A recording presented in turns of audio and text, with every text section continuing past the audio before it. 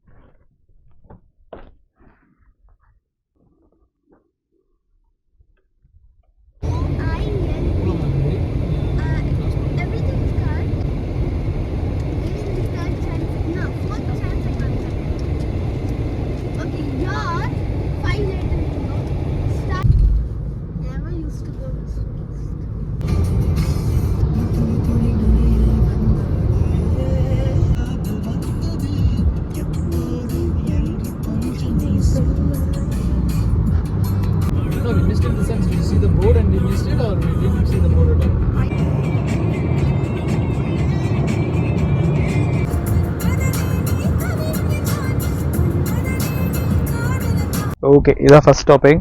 காரை பார்க் பண்ணியாச்சு. காரை பார்க் பண்ணிவிட்டு இப்போ நம்ம வந்திருக்கிறது வந்து ஒரு சர்வீஸ் ஏரியா. நீங்கள் பார்த்தீங்கன்னா தெரியும், இந்த சர்வீஸ் ஏரியாவில் ரெஸ்டாரண்ட்ஸ், அப்புறம் பெட்ரோல் பங்க், அப்புறம் ரெஸ்ட் எடுக்கிறதுக்கு ஹோட்டல்ஸ் அதெல்லாம் இருக்கும்.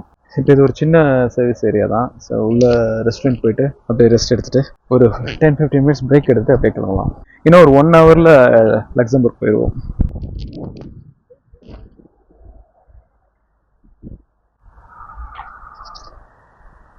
நேகன், நேகன் எப்படி குளிர்தா?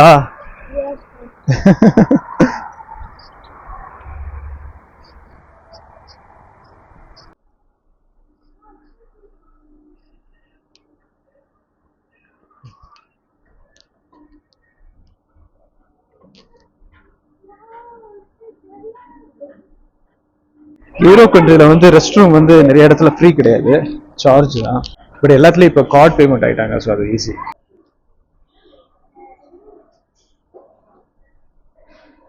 சர்வீஸ் ஏரியாவில் பிரேக் எடுத்தாச்சு. இப்போ வந்து அப்படி கிளம்ப வேண்டியதான். ஸோ அதுக்கு முன்னாடி இந்த காரை பற்றி சொல்லிடுறேன். நம்ம பெல்ஜியத்தில் எடுத்தது வந்து காரை பற்றி பெருசாக டிஸ்கஸ் பண்ணல, அப்படி இப்படி அவசரமாக எடுத்துட்டு அப்படி கிளம்பியாச்சு. இந்த கார் வந்து ரெண்டல் வந்து நான் 30 டேஸ்க்கு எடுத்திருக்கேன்.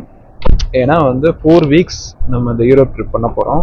எந்தெந்த நாடு கவர் பண்ண போகிறோங்கிறது ஒரு சின்ன சர்ப்ரைஸ். இப்போதைக்கு இன்னைக்கு சொன்ன மாதிரி நம்ம இப்போ 2வது நாட்டை நோக்கி போய்கிட்டு இருக்கோம். அப்புறம் வந்து இந்த கார் ரெண்டலை பற்றி சொல்லணும்னா, நான் சொன்ன மாதிரி 30 டேஸ்க்கு ப்ரைஸ் வந்து அப்ராக்சிமேட்டா நம்ம இந்தியன் ரூபிக்கு 1 lakh, அதாவது வெறும் இது மட்டும், ரெண்டல் மட்டும். அப்புறம் பெட்ரோல் அது எக்ஸ்ட்ரா. வேற ஏதாவது இஷ்யூஸ் வந்துச்சுன்னா நம்ம தான் பார்த்துக்கணும். ஏன்னா இன்சூரன்ஸ் வந்து நான் தேர்ட் பார்ட்டி தான் போட்டிருக்கேன். நீங்கள் ஃபுல்லி காம்ப்ரிஹென்சிவ் அந்த மாதிரி அதாவது என்ன இஷ்யூ வந்தாலும் பார்த்துக்கிறதுக்குன்னா அதுக்கெல்லாம் எக்ஸ்பென்சிவாக இருக்கும். ஸோ நான் பேசிக் தான் போட்டிருக்கேன். நான் ஏன் பேசிக்காக போட்டிருக்கேன் அப்படின்னா, இப்போ காரை காட்டுறேன் பாருங்க. ஸோ இதுதான் காரு, இதெல்லாம் புதுசாக இருக்கு பார்த்தீங்களா. இன்னும் டேஷ்போர்டை காட்டுறேன் பாருங்க. டேஷ்போர்டில் பார்த்தீங்களா 1357 கிலோமீட்டர்ஸ் இவ்வளோதான் ஓடி இருக்கு. எவ்வளோ புது கார் பாருங்க. ஸோ இந்த புது கார்ல வந்து மெக்கானிக்கல் இஷ்யூஸ்ங்கிறது வர்றது வந்து ரொம்ப கம்மி தான். அதுவும் இல்லாமல் இது லேட்டஸ்ட் மாடல் வாக்ஸல் கோர்ஸா. ஸோ இதில் வந்து அந்த மாதிரி இஷ்யூஸ் வராது. வந்தால் நம்மளோட டிரைவிங்னால ஏதாவது வர இஷ்யூஸ் வந்தால் தான், ஏதாவது ஆக்சிடென்ட்டோ ஏதாவது அந்த மாதிரி வந்தால் தான். ஈவன் டயர் கூட பார்த்தீங்கன்னா ஃபேர்லி நியூ தான். அதில் நீங்கள் வந்து பங்க்சர் அந்த மாதிரி எதுவும் வர வாய்ப்பே கிடையாது. இதில் வந்து எல்லா ஃபீச்சரும் இருக்குது. க்ரூஸ் கண்ட்ரோல் இருக்குது, டெம்பரேச்சர் கண்ட்ரோல் எல்லாமே இருக்குது. அப்புறம் ஸ்டாண்டர்டாக வர டச் ஸ்க்ரீனில் கார் பிளே எல்லாமே அவுட் ஆஃப் தி சிஸ்டம் வந்துடும். ஸோ அதனால் அந்த மாதிரி ஒரு எக்ஸ்பென்சிவான இன்சூரன்ஸ்லாம் தேவையில்லை. அதனால தான் பேசிக் போட்டிருக்கோம். சரி, ஓகே. இது வந்து இந்த காரோட ரெண்டல் பற்றி. இது வரைக்கும் இந்த கார் வந்து எப்பயுமே இந்த புதுசு தான், எனக்கு தான் புதுசு கிடைச்சிருக்கு, மற்றவங்க அப்படி கிடையாது. பொதுவாக நீங்கள் ரெண்டல் இந்த மாதிரி கண்ட்ரீஸ்லாம் எடுத்தீங்க அப்படின்னா வெஸ்டர்ன் கண்ட்ரீஸில் ஃபேர்லி நியூவாக தான் இருக்கும். இது வரைக்கும் நான் எடுத்ததில் பழசுன்னு பார்த்தா ஒன்று வந்து 15,000 ஓடி இருந்துச்சு. அதுவே புதுசாக தான் இருந்தது. ஸோ அவ்வளோதான், மேக்ஸிமம் 15,000 ஓடி இருக்கிற ரேஞ்சில் தான் உங்களுக்கு கார் கிடைக்கும். அப்படிங்கும்போது உங்களுக்கு ஈஸி தான். அப்புறம் இன்னொரு பாயிண்ட் நான் சொல்ல வரேன் பாருங்களேன். எஸ், இது வந்து பார்த்தீங்கன்னா ஆட்டோமேட்டிக் இல்லை, மேனுவல். ஸோ மேனுவல் இந்த மாதிரி யூரோப் கண்ட்ரீஸ்ல எல்லாம் பார்த்தீங்கன்னா, யூரோப் கண்ட்ரீஸ்ல வந்து ஏஷியன் கண்ட்ரீஸ் மாதிரி இன்னும் மேனுவல் நிறைய ஓடிக்கிட்டு இருக்கு. ஸோ மேனுவல் தான் வந்து கன்சிடரபிளி சீப்பர் ஆட்டோமேட்டிக்கோட. ஸோ மேனுவல் கம்ஃபர்டபுள் அப்படின்னா கண்டிப்பாக வந்து இந்த மாதிரி கார்ஸ் போகலாம். இங்கே வந்து நம்ம ரைட் ஹேண்ட் சைடில் ஓட்டுறோம் இல்லையா, ரைட் ஹேண்ட் சைடு லேனில் லெஃப்ட் ஹேண்ட் டிரைவு, ஆனால் நம்ம ரைட் ஹேண்ட் சைடில் ஓட்டுறோம்ல. ஸோ இது எப்படின்னா இதுவே ஒரு பெரிய சேலஞ்ச் தான். அதில் மேனுவலுங்கும் போது இன்னொரு பெரிய சேலஞ்ச் இருக்கும். அதனால நீங்கள் ஃபஸ்ட்டு ஏதாவது ஒரு கண்ட்ரியில் இந்த மாதிரி நீங்கள் ஆப்போசிட் லேனில் ஓட்டி எக்ஸ்பீரியன்ஸ் இருந்துச்சுன்னா இந்த மேனுவல் எடுத்துக்கலாம். ஃபஸ்ட் டைம் எடுத்தோம் அப்படின்னா மேனுவல் எடுக்கிறது தான் பெஸ்ட்டு. சரி, ஓகே. இதான் நான் காரை பற்றி சொல்லணும்னு நினச்சேன். ஃபைன், இப்போ நம்ம லக்சம்பர்க்கு ட்ராவலை கண்டிப்பாக பண்ணுவோம்.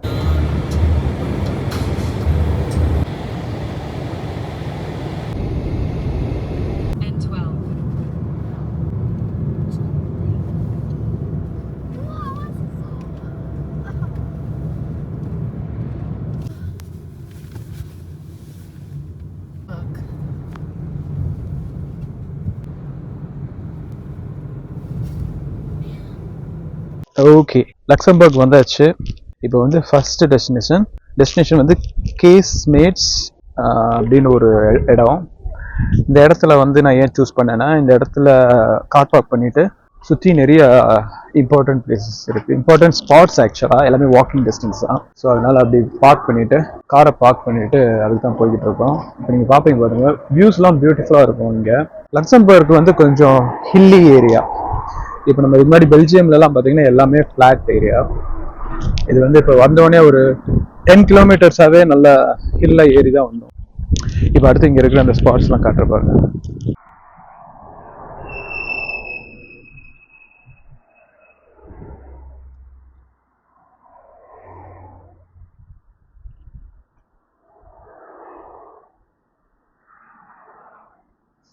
இந்த பிரிட்ஜு வந்து இங்கே ஃபேமஸ் ஆன பிரிட்ஜு. ஸோ இந்த பிரிட்ஜை வந்து இந்த இடத்துல இருந்து பார்க்குறது வந்து ஒரு டூரிஸ்ட் ஸ்பாட். அப்புறம் இங்கே மேலேருந்து பார்த்தோம்னா இப்போ அங்கே ஏரியல் வியூ தெரியுதா? ஸோ இந்த வியூவும் இங்கே ஃபேமஸ்.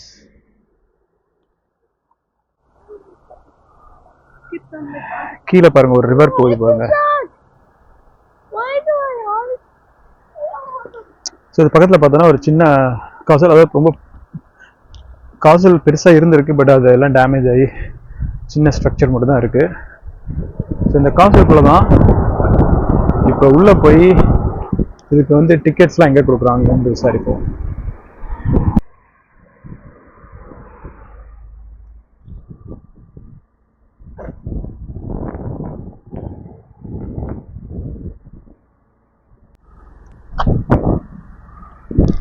வாவ்,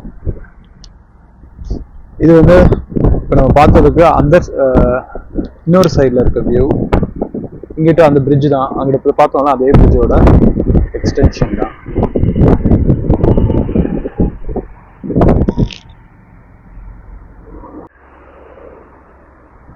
இந்த இடத்துக்கு ஒரு டூரிஸ்ட் ட்ரெயின் இருக்கு பாருங்க.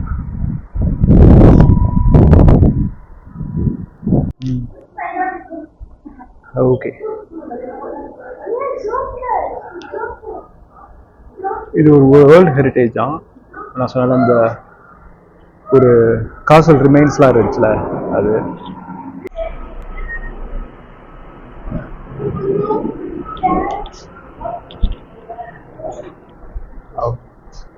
காசல் அப்படி உள்ள போகுது.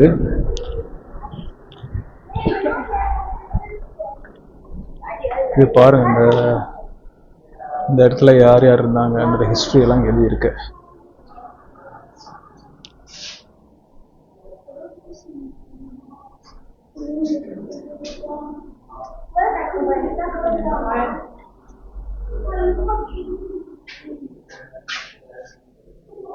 ஓகே ஓகே, டிக்கெட் வாங்கியாச்சு, இந்த காசுக்கு வந்தாச்சு. இந்த காசில் வந்து ஃபுல்லாக அண்டர் கிரவுண்டா, அதனால இப்போ அண்டர் கிரவுண்ட் வந்திருக்கோம். அண்டர் கிரவுண்டில் இப்படி தான் ஸ்டார்ட் ஆகுது.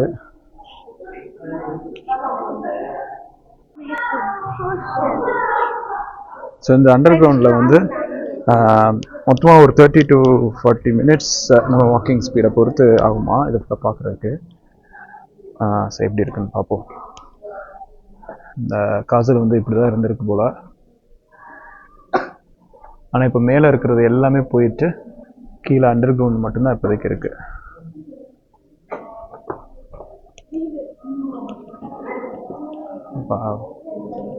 இது ஒரு டிரான்ஸ்கிரிப்ட்ஸ்லாம் இருக்கு.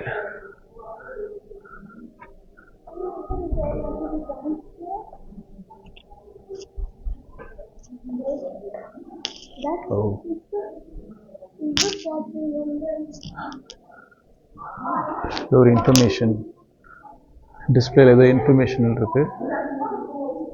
யா போங்க போங்க, அதான் உள்ள வந்து கிளியரா பாதை போட்டிருக்காங்க நம்ம நடக்கிறதுக்கு. அப்படியே பார்த்தோன்னே அந்த ரிமைன்ஸ்லாம் பார்க்கலாம்.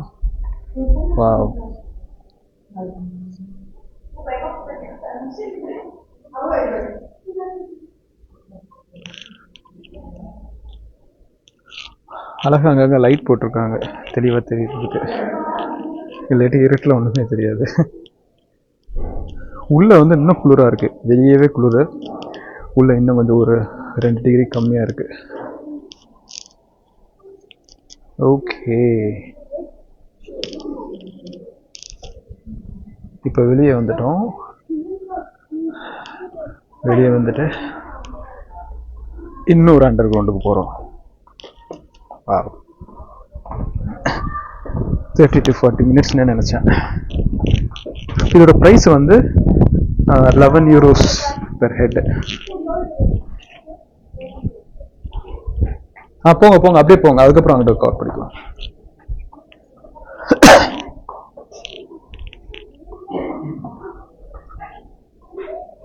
ஓகே, நான் சொன்னேன் இல்லையா ஹில்லுன்னு, இந்த ஹில்லு கம்ப்ளீட்டா அடியில குடைஞ்சு இந்த காசுல பண்ணியிருக்காங்க. அதனால அப்படியே நீங்க உள்ள போய்கிட்டே இருக்க அடியில நம்ம இதுக்கு போயிடலாம், ஃப்ளோருக்கு போயிடலாம்.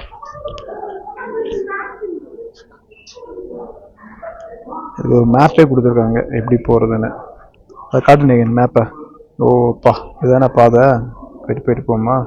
சரி, அப்படியே பாருங்க, நீங்க எந்த இடத்துல இருக்குன்னு பாருங்க, அடுத்தடுத்து போகலாம்.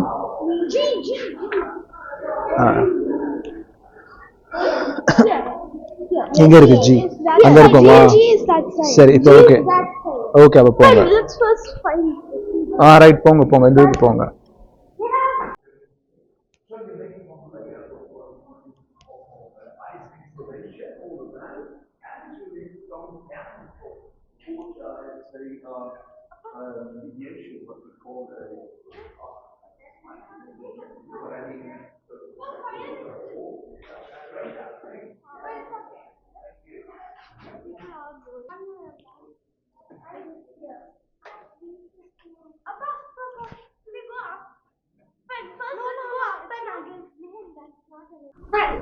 அப்பா உள்ள போய்கிட்டே இருக்கு பாருங்க, கண்ணு கேட்டுற தூரம் வரைக்கும் கொகை தான். நான் ஆக்சுவலா நம்ம இப்படி ஒரு காசுல மேலே பார்த்ததில்ல. ரொம்ப யூனிக்கான ஒரு விஷயம் தான். மலையை குடைஞ்சு குடைஞ்சு கீழே வரைக்கும் போய்கிட்டே இருக்குன்னா பாருங்க எப்படி இருக்குன்னா. நீங்க வாங்க, இங்க வாங்க ஒரு நிமிஷம். அப்படி பாப்போம், இங்க இருந்து பார்த்தா என்ன தெரியுது. அந்தந்த லெவலா இருக்கு, அங்கங்க ஒரு சிட் அவுட் மாதிரி வச்சிருக்காங்க. சூப்பர். சரி வாங்க, அடுத்த லெவலுக்கு போவோம். அப்படியே கீழே வந்துகிட்டே இருக்கு. நம்ம அப்படியே இறங்கி இறங்கி கீழே வரைக்கும் போவோம்னு நினைக்கிறேன்.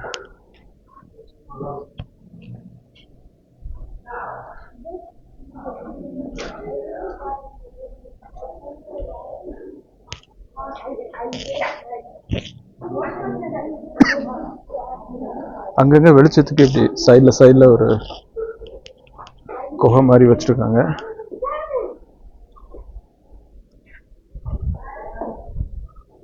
ஓ அதானே பாருங்க, காசுன்னா கேனன் இல்லாமையா இங்க இருந்து எதிரிகளை தாக்குறதுக்கு. அப்பா, இங்க இருந்து குண்டு அடிச்சா எங்க போகும்? அப்படியே அங்க பாருங்க, அது ஒரு மலை, எதிரிகள் அங்க வரும்போது தாக்குறதுக்கு இருக்கு கேனன்.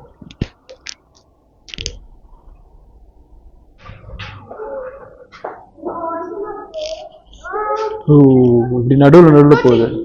இது மலையை சுத்தி போற பாதை, அதனால ஸ்ட்ரைட்டா இருக்கு. லெஃப்ட் சைடு பார்த்தோம்னா அப்படியே வெளியே பாக்குறதுக்கு இருக்கு. அப்படியே ரைட் சைட்ல பார்த்தோம்னா அங்கங்க அந்த பக்கம் மலைக்கு அந்த பக்கம் போறதுக்கு ஒரு கனெக்டிவிட்டியா இருக்கு. கம்ப்ளீட்டா ஒரு குகை, மணல்ல குகை மாதிரி பண்ணியிருக்காங்க பாறையில. இதெல்லாம் மண்ணு மாதிரி இருக்கு, கல்லு மாதிரியே இல்லை, மண்ணாதான் இருக்கு. ஓ அது என்னது, கிணறா? கிணறா?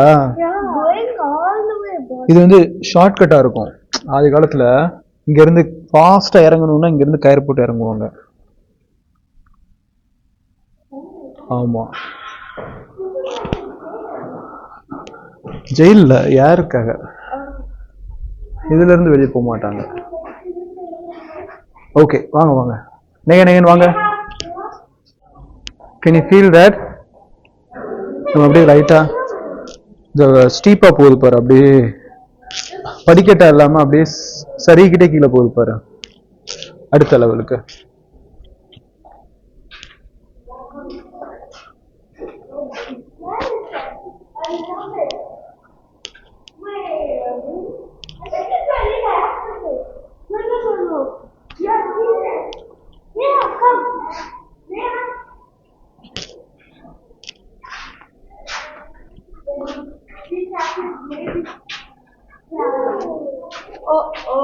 வாங்க வாங்க வாங்க வாங்க.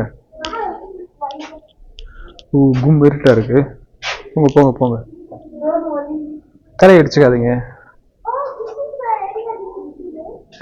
இதான் என்ட்ரன்ஸா? ஓ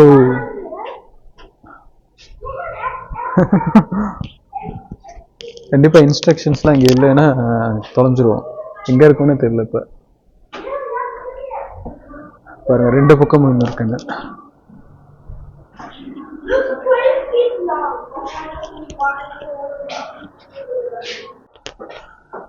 ஏதோ ஒரு படி போகுது மேல. அது மேப் பக்கம் போய்கிட்டு இருக்கோம், என்ன எங்க போகுதுன்னு பாக்குறேன். சில இடத்துல டெட் எண்டா இருக்கும். ஓகே வேணாம் வேணாம், இங்க பாரு ரெட் லைட் போட்டுருக்காங்க அப்புறம், அப்ப நான் போக வேணாம்னு சொல்றாங்க. போக வேணாம், வாங்க போங்க, கீழே போங்க.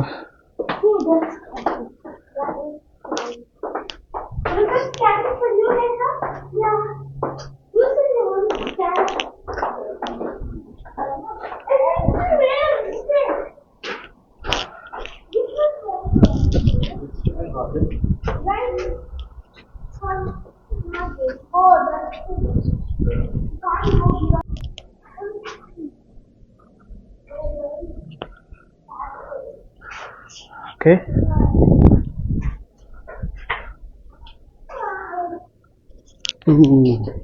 ரொம்ப லோயரா இருக்கு, தலையில் அடிக்கிற அளவுக்கு இருக்கு.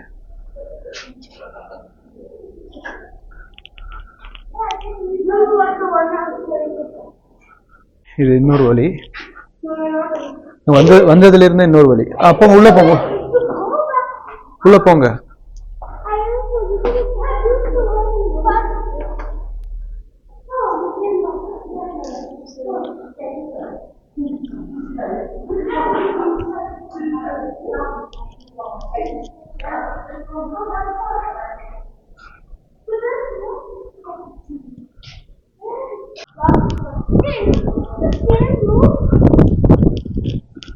அந்த மேப்ல பாருங்க எங்க இருக்கும்.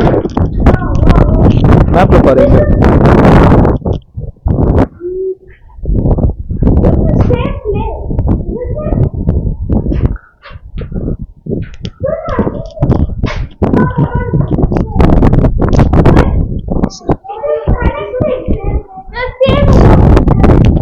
ஓகே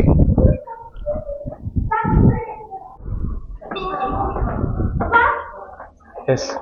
போங்க மேலே போங்க. ஓகே, கீழே உள்ளெல்லாம் பார்த்துட்டு நாங்கள் அப்படியே மேலே ஏறி வரோம் படியில். ஓகே, ஆல்மோஸ்ட் வந்துட்டோம், முடிச்சுட்டு.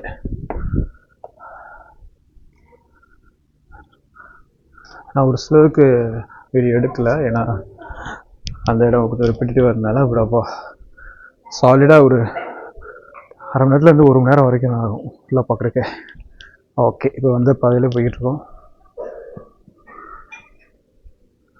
Sorry, thank you. கிட்ஸுக்கு தான் ரொம்ப பிடிச்சிருந்துச்சி, அப்படியே இருட்டில் பாதை தேடிட்டு அந்த மேப்பில் பார்க்குறதுக்கு நல்லா ஃபன்னாக இருந்துச்சு, நல்லா என்ஜாய் இருந்துச்சு. அதுவே அந்த மாதிரி ஒரு பிளேஸ்க்கு வரோன்னு சொன்னோன்னே ரொம்ப எக்ஸைட்டடாக இருந்துச்சு, ஹாப்பியாக இருக்கும்னு நினைக்கிறேன். எனக்குமே இந்த மாதிரி பிளேஸ் பார்த்ததில்ல. சூப்பர், ஒரு டிஃப்ரெண்ட் எக்ஸ்பீரியன்ஸ். வந்தாச்சு அவுட் சைட். சரி, வெளியே போயிட்டு வெளியே இருக்கிற சீனரிஸில் எப்படி இருக்குன்னு பார்ப்போம். ஓகே, முடிச்சு வந்தாச்சு. அப்பாடா, ரொம்ப நேரம் இருட்டே பார்த்துக்கிட்டு இருந்ததுக்கு வெளிச்சத்தை பார்க்க நல்லாயிருக்கு. ரைட். ஓ, அப்போ பார்த்தீங்களா ஒரு ட்ரெயினும் ஒரு ட்ரிப்பும் முடிச்சுட்டு வந்துருச்சு. நல்லாயிருக்கு. அவ்வளோதான் இந்த இடத்துல. இனி பக்கத்தில் ஒரு வில்லேஜ் தான் இருக்குது, அதெல்லாம் நார்மலாக எல்லா இடத்துலையும் இருக்குது தான், அவ்வளோ பெருசாக டைம். அடுத்து வந்து நம்ம ஸ்டே பண்ணுற இடத்துக்கு போகணும். ஸ்டே பண்ணுறது வந்து லக்சம்பர்க்லேருந்து அப்படியே வெளியே போயிட்டு, லக்சம்பர்க்கும் ஜெர்மனிக்கும் பார்டரில் இருக்குது ஸ்டே. ஸோ அங்கே போய் செக்இன் பண்ணிவிட்டு ரெஸ்ட் எடுக்க வேண்டியதான். இன்றைக்கி போகிற வழியில் ஏதாவது சர்வீஸ் நினைப்போம், அதை கவர் பண்ணுறோம். ஓகே, அடுத்து பார்ப்போம்.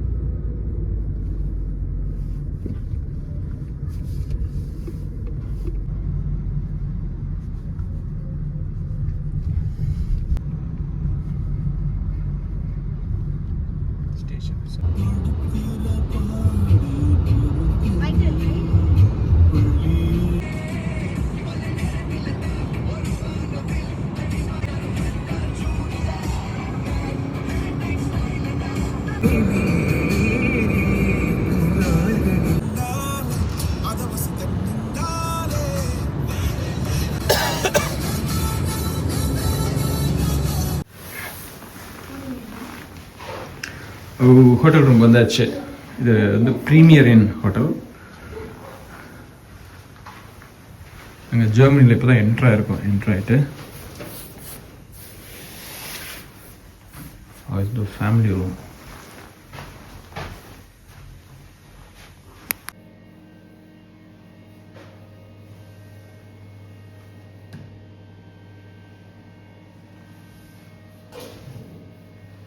Big size. இங்கே ரூமில் ஒரு டிவி,